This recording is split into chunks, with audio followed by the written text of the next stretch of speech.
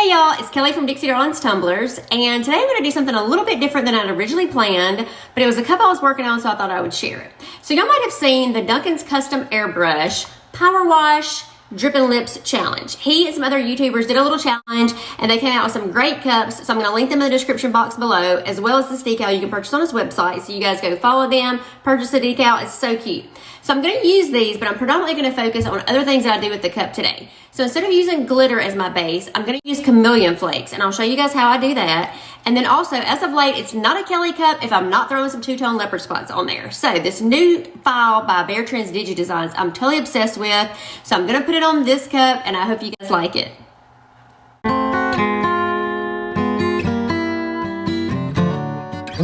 Okay, so I've prepped my cup with Final Sand, I've spray painted it black, and now we're going into this step. And I'm just showing you guys here, this is the brush I'm going to use to apply these Chameleon Flakes. It's just a powder brush from It Cosmetics. And then I've got two colors that I'm going to mix together of these Chameleon Flakes from It's Pretty Personal. So I forgot to record for you guys that I did mix up 15 milliliters of DIY's Fast Set Epoxy. I did not use that much. I just applied a thin coat. I let it sit for 3 hours just to where when I put my finger on it, it leaves a fingerprint, but the epoxy does not come off of my finger. And now I just take my makeup brush and dab it into the Chameleon Flakes and brush them on the cup, and it really is that easy. I just try to make sure that the cup's fully covered with the flakes. I go over it a few times, and it creates this beautiful color shift. And after I've made sure my cup's fully covered with the flakes, I'm going to brush it off with my hand just to knock off any excess before we go into our next step. Now I've mixed up more than I need because I'm doing multiple cups, but I'm going to put about 15 milliliters of DIY's Fast Set Epoxy on the cup again. I just want a thin layer, and it doesn't require much because these flakes lay completely flush against the cup. So I just want enough just to cover the cup before I go into the power wash. And I did want to mention right here that this is the 17-ounce all-in-one by CraftHaven. It's a great cup that has no taper. It's completely straight, so it's really easy to work with. And I'll link it in the description box down below.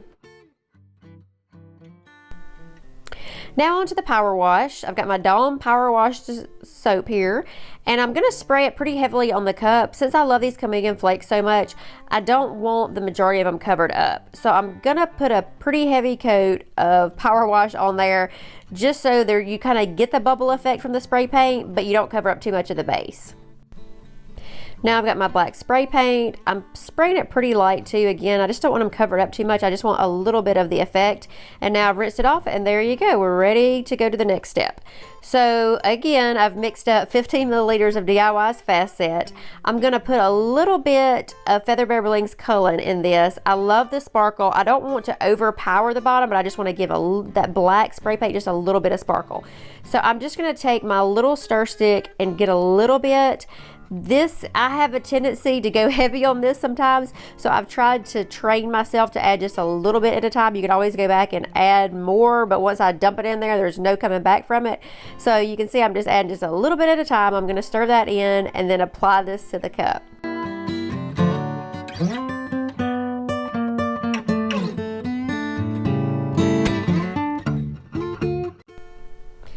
And then I'm going to add a little heat to pop any bubbles and then let the cup dry for about 6 hours before I went into decals.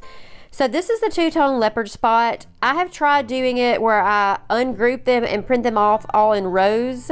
That is a major pain for me, so I have done it that way trying to conserve vinyl, and I just decided it was too much trouble. So I just print it off as is, as the file is. And this file from BearTrendz Digi Design, I love it. It's my favorite two-tone leopard spot. I had another one that I was using it, and I saw this one and I was like, oh my gosh, I'm so in love. So I just lay my transfer tape down, and then I'm gonna pick it up and lay it down on the top of the other spots. I found this is just the easiest way to get this to work for me. And I just pull off a little bit of the back to help me line up the initial spots first before I lay the whole sheet down and mess up the whole thing. And I actually didn't do a great job here. I had to go back and touch up a couple of ones at the end. But let's talk about this Rainbow Mist vinyl, the center of the spots. I love this vinyl. I used it on my Neon Rainbow Leopard cup. I'm using it again. I want to use it for everything. And then my black, I just used a glossy black. And I actually do layer the spots together. I don't put a coat of epoxy in them. When you have black as the top coat, I don't have an issue with matte or glossy showing the lines in it that you might see if you layered them on top of each other without a layer of epoxy using different colors, but black doesn't. So I'm just going to apply the decal now, and this is actually, I printed off as an adhesive vinyl. I wanted it to blend into the cup more than having the white outline that most people have used. I'm not sure that I would do it that way again, but it was the effect that I wanted, just because the drips didn't show up as well as I anticipated.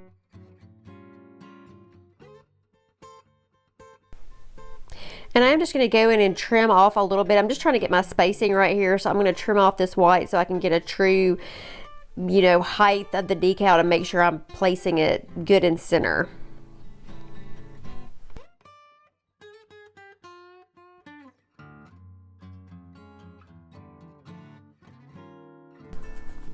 You'll notice here that I have these cut into strips. Normally when I apply my leopard spots that are just the one color, I do them by hand and I just pick them off with my craft knife or whatever.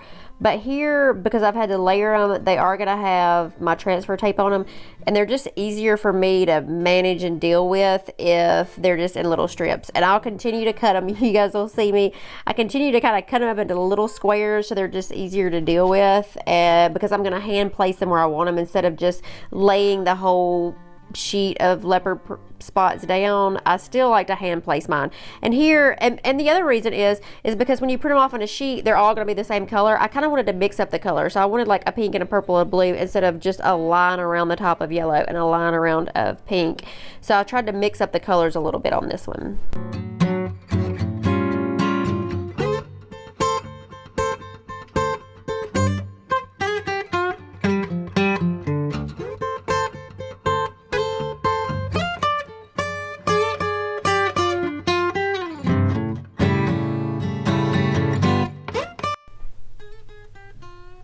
And now y'all know I've got to throw some in on the bottom. We got to have a little color and a little leopard on the bottom too.